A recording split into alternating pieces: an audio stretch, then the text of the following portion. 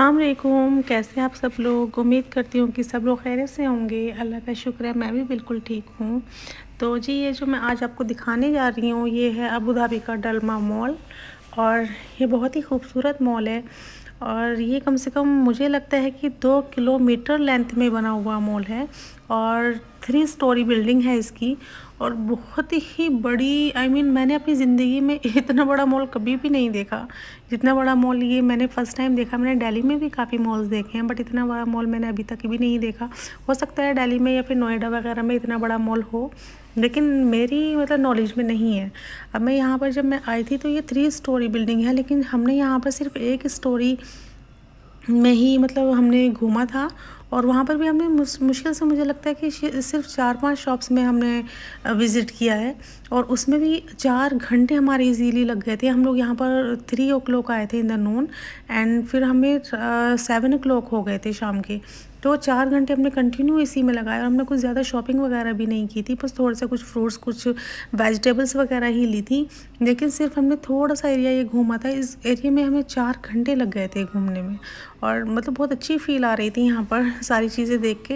ये देखें आप, बेड्स वगैरह इन्होंने इस तरह से डेकोरेट किए हुए हैं, बिल्कुल कि लाइक रूम की फ़ील दे रहे हैं। इन्होंने कर्टन्स वगैरह लगा के बिल्कुल बिल्कुल इस तरह से दिखाया है कि देखिए जी, ऐसा लगने वाला है आपका रूम तैयार होने के बाद।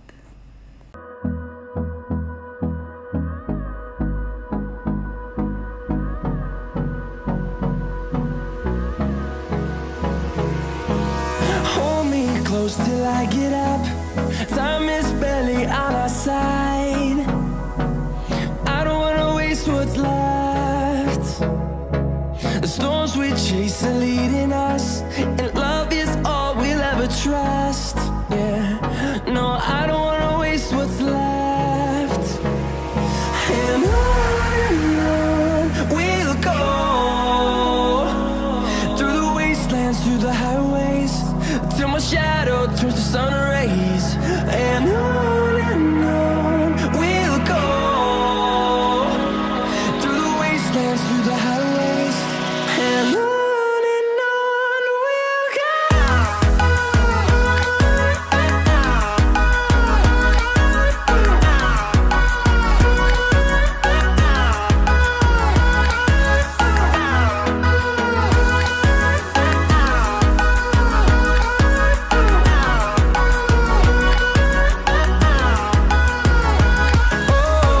we'll go.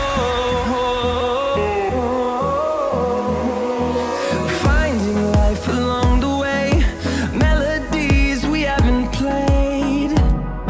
No, I don't want no rest. Echoing around these walls, fighting to create a song. I don't wanna miss a beat. And on we'll go, through the wastelands, through the highways, till my shadow turns to sun rays. And on we'll go, through the wastelands, through the highways. And on we'll go.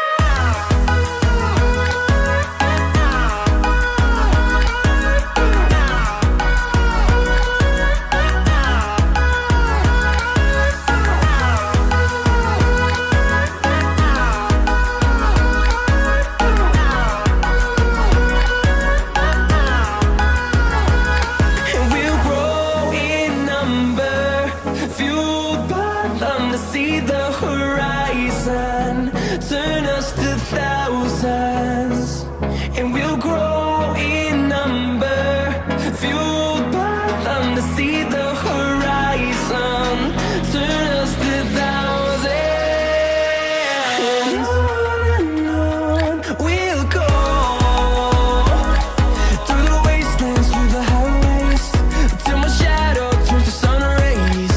And on we'll go, through the wastelands, through the highways. And on we'll go.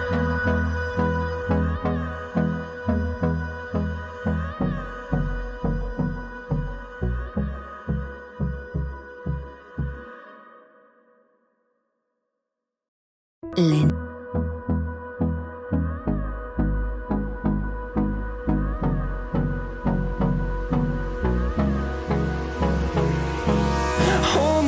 close till I get up. Time is barely on our side. I don't wanna waste what's left. The storms we chase are leading us, and love is all we'll ever trust. Yeah, no, I don't wanna waste what's left. And on we'll go,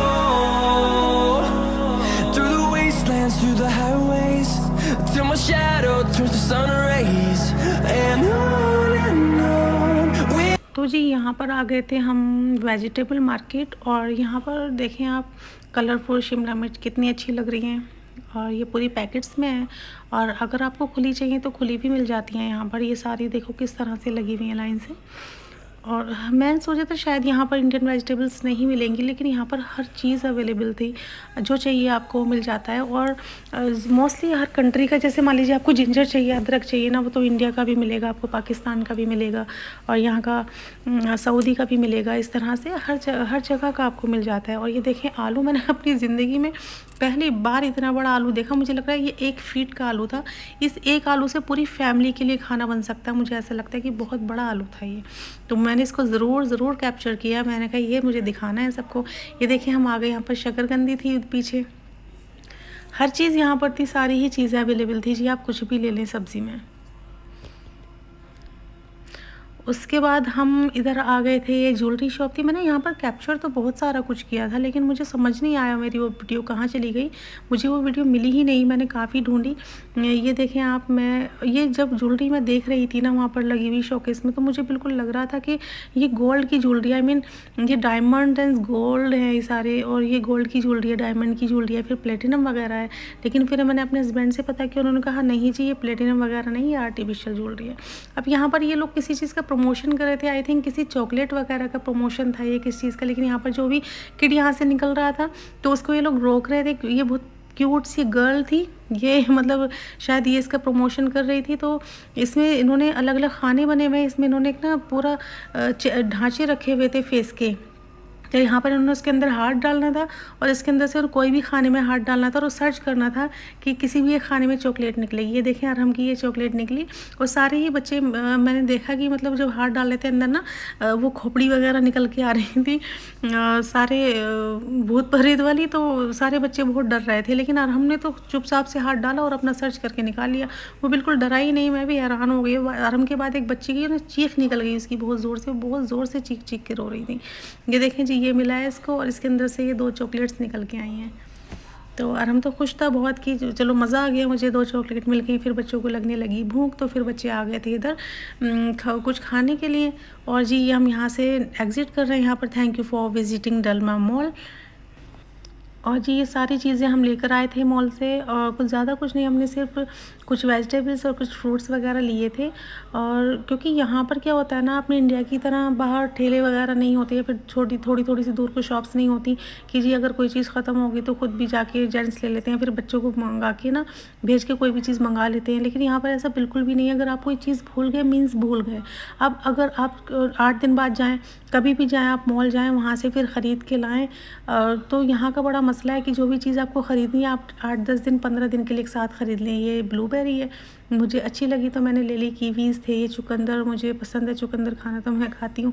ये हरी मिर्च और बैंगन लाई थी मैं। अपने husband ने कहा मैं नहीं खाता बैंगन, मैंने कहा जी आप नहीं खाते कोई नहीं, लेकिन मैं खाती हूँ, मुझे अच्छा लगता है।